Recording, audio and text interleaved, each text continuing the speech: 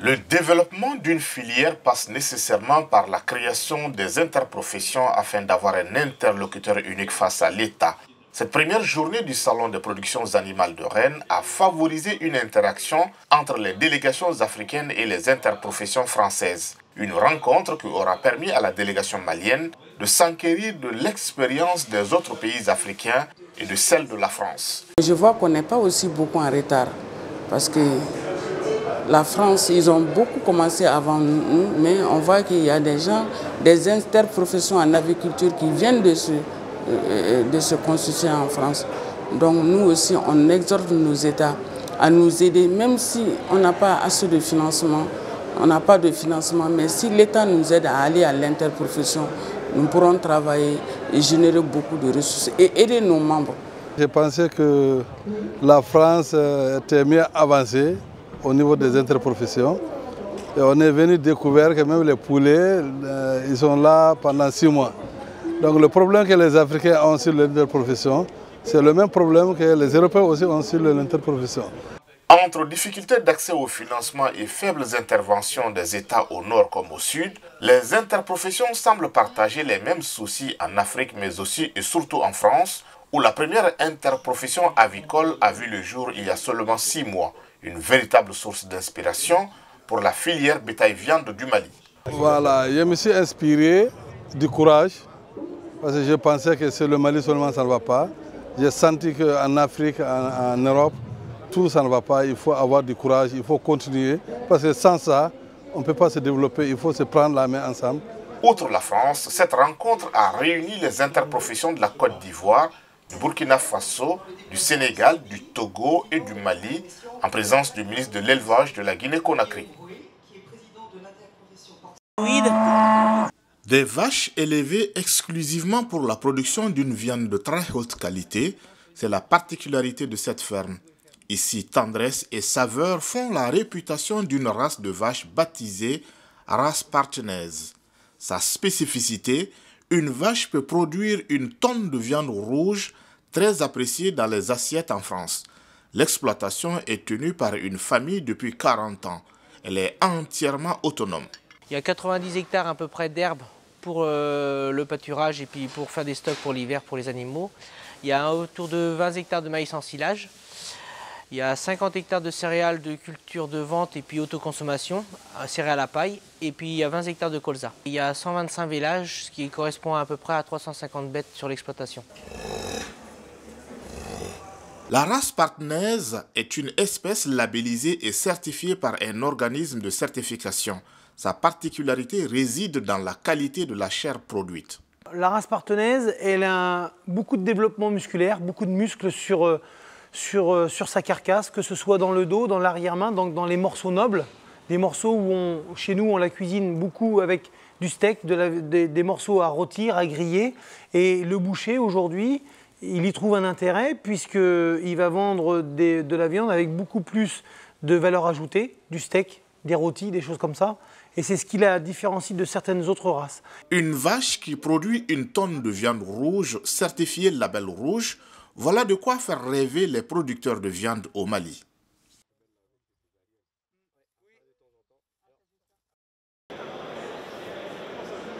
S'inspirer d'une expérience concrète pour améliorer les pratiques au Mali, tel est le sens de cette visite dans une ferme laitière. Ici, 6 éleveurs associés produisent 1 million de litres de lait par an avec environ 200 vaches laitières. 20% de la production sont transformées directement dans la ferme. Les exploitants produisent eux-mêmes l'alimentation des animaux dans la ferme. Un cas entièrement transposable au Mali, il suffit de le vouloir et de s'organiser en conséquence. Bon, cette visite, ça nous renseigne beaucoup. On vient de voir d'abord sur le plan organisationnel, comment ils sont organisés, et pour rendre l'élevage plus rentable. Donc je crois que c'est des choses qu'on va essayer d'appliquer chez nous. Le stockage de l'herbe, on peut le faire au Mali. Et le maïs, ça on le fait déjà aussi au Mali. Et je crois qu'à peu près on a les mêmes bases de nourriture. L'amélioration des races de petits ruminants est depuis peu le combat que mènent des jeunes éleveurs maliens réunis au sein de l'association Bali Bali Horon. À Rennes, Ils sont venus s'inspirer de l'expertise française afin d'améliorer et de diversifier leur production. Nous, c'est une association pour l'amélioration de la race ovine et caprine. Donc nous combinons les deux en même temps, les chèvres et les moutons. Mais le Bali-Bali Oran dont vous parlez, en fait, c'est un mouton issu de croisement. Dans ce salon, nous avons vu qu'ils font beaucoup de croisements et donc on se retrouve parfaitement là-dedans. La valeur ajoutée que cela peut nous apporter, en fait, ici, nous allons apprendre de l'expertise française.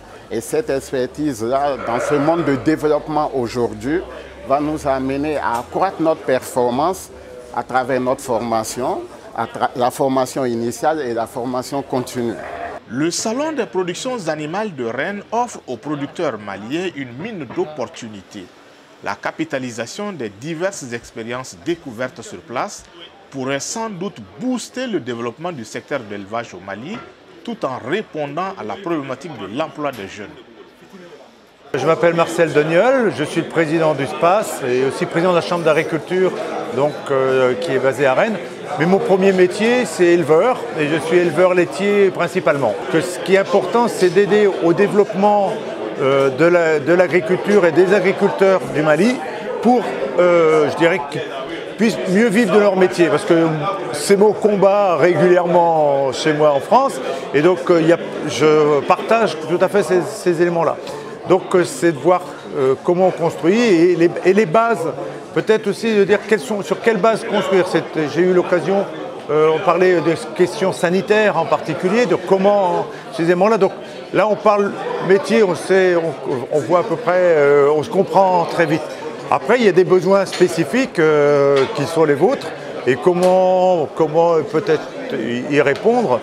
Mais c'est tout à fait dans, je veux dire, comment développer l'agriculture, développer le revenu des agriculteurs et des agricultrices qu'on s'investit dedans. Ah. Là, c'est un porte-document qu'on vous apporte comme cadeau du Mali. Ah, merci beaucoup. On vous donne un guise de souvenir du Mali. Ah, mais là, voilà, ça me fait beaucoup plaisir. Ouais. Puis c'est du cuir. Vous allez mettre cuir 100%. Oui, non. Vous allez mettre vos documents de travail dedans. Ah, j'ai compris le message. Okay. J'ai compris le message, c'est-à-dire comme ça, n'oublie pas que je dirais 2020 voilà. Il y a un dossier à signer. Voilà. Voilà. Mais je vous remercie vraiment de tout cœur parce que voilà. Et je tiens juste une chose. Je sais que tous les agriculteurs, tous les éleveurs, à peu près partout dans le monde, on a des points communs, on a des choses à faire ensemble. Et je crois que moi, je crois beaucoup à ces éléments-là. Et ce que j'ai dit aussi, il y a une époque, je dirais, le temps où une époque qu'on pensait qu'on allait envoyer nos excédents, nos surplus. Je ne crois pas à ça, je sais que c'est dangereux et je sais que l'agriculture, pour qu'elle puisse se développer, à un moment, il faut qu'elle soit protégée. Hein, et voilà, parce qu'à un moment, on peut... au début, c'est comme une plante, au début. Il faut bien la protéger. Et puis, une fois qu'elle a pris... l'entretenir, la faire grandir. Et ça nécessite un peu de soin. C'est comme ça que je vois les choses.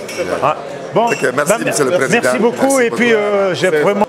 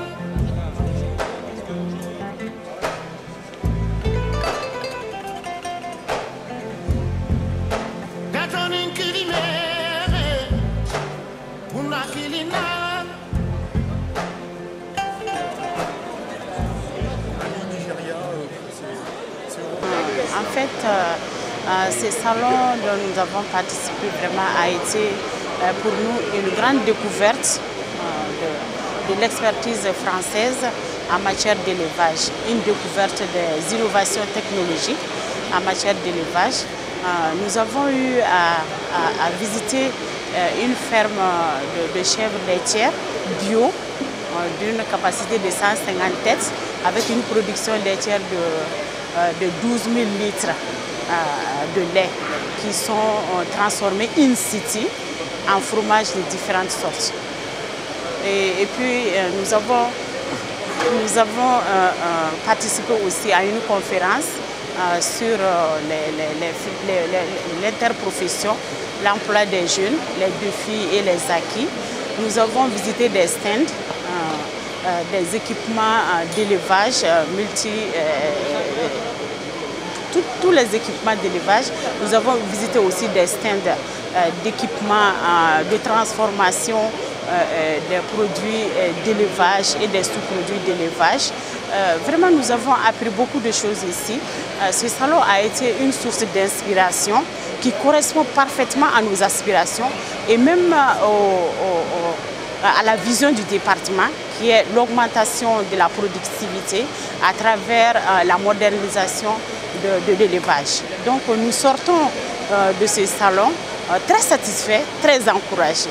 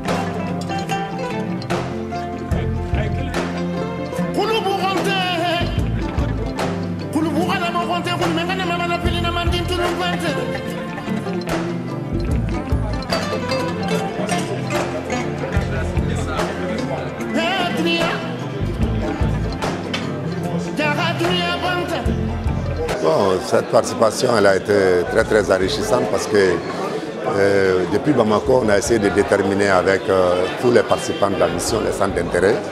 Donc, il était convenu qu'au-delà des retombées individuelles en termes de conscientisation des éleveurs par rapport au développement de leurs fermes, que le Mali et l'APCAM surtout doivent mettre l'accent sur les aspects généraux. Qu'est-ce que l'ensemble des éleveurs du Mali peuvent gagner à travers cette participation. Donc c'est pour ça qu'on a prévu de formaliser le partenariat à travers un protocole d'entente avec l'espèce, la Chambre d'agriculture d'Ille-et-Vilaine et tous les acteurs d'espèce pour essayer de travailler de façon prioritaire sur le développement des cultures fourragères. Parce que comme vous le savez, dans un objectif de production des viandes de lait, l'alimentation joue un rôle très important. Donc on veut avoir un mécanisme de production de fourrage pour essayer d'alléger la pression sur les aliments concentrés. Et le deuxième aspect, c'est les aspects sanitaires, la gestion des foyers et des maladies. Surtout actuellement, on a un problème sur la fièvre afteuse. Comment analyser les bases des choses, trouver une stratégie de vaccination et de protection des animaux. Il y a aussi les autres aspects liés aux équipements. Parce que les équipements d'occasion qui sont adaptés à la réalité de notre pays, les questions d'insémination artificielle, les questions d'identification du cheptel et surtout d'échange d'expertise par rapport aux événements des salons, par rapport aux questions techniques d'élevage. Donc vraiment, toutes ces questions ont été discutées. Et en priorité, nous allons travailler sur les questions fourragères et les questions sanitaires, mais à moyen et long terme, les questions d'insémination, d'équipements agricoles pour le lait, pour le transport du bétail, pour le transport de la viande, pour la conservation du lait. Vraiment, c'est des questions qui vont nous intéresser sur les 5 prochaines années et en collaboration avec les responsables d'espèces.